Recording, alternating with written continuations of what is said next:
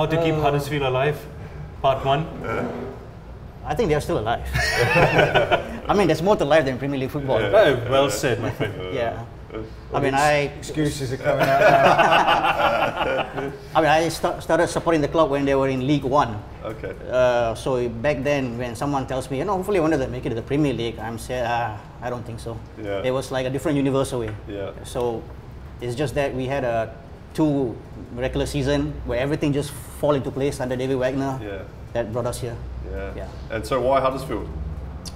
Well, I went there to visit my uncle. Yeah. My uncle is a very important person in my footballing journey. Yes. Because when I was 6 years old, as many people at that time, as many kids at that time were more interested in cartoons. Yeah. He wanted me to fall in love with the game because he was a football player. Okay. So he asked me to watch England versus Argentina, '86 World Cup. And I was blown away by that little number 10 player, who took 6-7 English players at one go. And I said to myself, okay, this is such a beautiful game. I'll start to appreciate it, and I started following the game. He left in the late 80s for UK, and we haven't kept in touch for nearly 20 years. Oh, wow. So when I had a chance to go and see him, it was and being there in Huddersfield. So we went to watch Huddersfield Town playing Wycombe Wanderers. There was this surreal feeling of family connection that I had there, being there with him, watching a football game and all that. So on the flight way back to Malaysia, I said to myself, if I haven't really had a football club, maybe I should adopt Huddersfield Town. Why not? There you go. Your local team, though? My local team, I would probably say Malacca, because since I was born there. Oh, Malacca boy. Well, I understand you have worked in some of the biggest clubs in Europe. How would you say the difference in terms of the operation and management style compared to, say, Reading, Swansea, the teams that you have managed? Well, they're big. Some of those clubs are big, particularly Real Madrid. When I first went there with Carlo, it was the day that we signed. Well, let's go back a step first of all. I was at Paris Saint-Germain, and Carlo said there's maybe the opportunity we're going to go to Real Madrid, and it was like, wow, what? And when you hear that, it's like, well, it's like a dream come true. And you start worrying, is it going to come off or not? Yeah. The day we went to sign, always from the outside looking in, Real Madrid's a big club. When you walk into the place, it really does hit you. They take you into the boardroom, and the first thing they show is the Champions League trophies or the European Cup trophies, because there was the old format before. And you realise you're in such a big place, and the Champions League's everything at Real Madrid. The league's important, but the Champions League's massive, and it's a huge club. I was saying to the guys, it's a bit like being with a rock band when you travel the world. There's fans absolutely everywhere. Yeah. Hotels, airports. Having Cristiano was a big part of that. Yeah. I think it's a unique situation. What we've had now is that where Cristiano's left, fans have gone with the player. Yeah. This is an unbelievable situation. But big club, Bayern the same, a little bit more intimate inside, but really great places to work. I suppose the demand from the fans, because you are a club that has achieved so much. So the expectation when you come, they expect a lot more. They just don't want to see you, what you have done all this while. They expect more out of you when you're wearing a Real Madrid jersey. Yeah, the fans really don't care, I don't think, how big you are as a player. They care about their club, and nobody is as big as the club itself.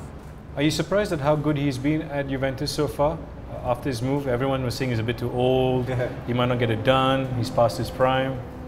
Well, I know what a good player he is, but it's how long he can keep churning out those performances, and is he deteriorating physically? But he doesn't show signs of that at the moment. And having worked with him, he is a player that absolutely looks after himself. Yeah. He's in tip-top condition. So obviously he trains hard, but it's around the training what he does. So he does some special, unique things that I think a lot of players don't do. So we could be away on a Champions League trip, away from home.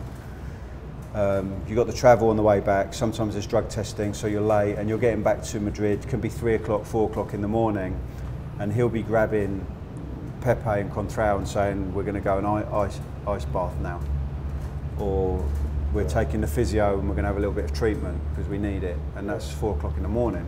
Yeah. So that's a big sacrifice that a lot of players aren't willing to do. It's normally put them in the car and then get home. Yeah. The nutrition, what he's got in place at his house, in terms of recovery. You know, the pools, the sauna at the gym, does a lot of extra. Can he relax? Can he switch it off? Off the field, can he forget about it, or it's 24/7? I always found him a nice person off the pitch, good to chat to, bright guy, other businesses, multilingual, inquisitive. You know, not all about him. He would ask questions, so I enjoyed working with him a lot. What about Zlatan? Just because of what you see in the media and his presence and his personality, is that him, or is he putting that on? There was an interview last week on. They did a preview show of the MLS. And it was going around the different players saying what's great about the MLS, and they were saying, no, like the atmospheres, all the different teams. And they asked Zlatan what's great about the MLS, and he said, what's great about the MLS is Zlatan is in the MLS. It's true. He took out a full-page advert when he first landed there. Yeah, that's right. Los Angeles, you're welcome. I'm like, but is that just his brand? Yeah. No, he does it in a funny way. Yeah. I walked out to training with him one day at Paris Saint-Germain, and he said to me, "Have you ever worked with anyone as good as me?" I would say he's like one of football's most. I think he's one of football's rock star. Yeah. He has the rock star attitude. Yeah, but he can back it up, can't he? Yeah. That's it. Was he a tough boy in the dressing room? A leader in the dressing room? I never see a player so demanding of his teammates than as him. Yeah. Like brutal at times. Yeah. But we did hear about him. He's not. Someone, I can't remember who it was saying basically he's not berating them because I'm better than you. It's because the team didn't score. It's still the team. Is that true or? No, he was so demanding and wanted to win. You know, everywhere he's been, he's a serial winner. Yeah. And when he was a young player, particularly when he went to Juventus, and he would have had Thuram, for example, as someone. They would have demanded that, so it was brought into him at an early age about what it takes to be a winner and what it means to be a winner. It's part of the show. Everyone who appears on the show gets the official Man on the Street T-shirt, so we'll get Paul to present that to you and get a couple of photos. Okay, thank you so much. Do you have your phone with you?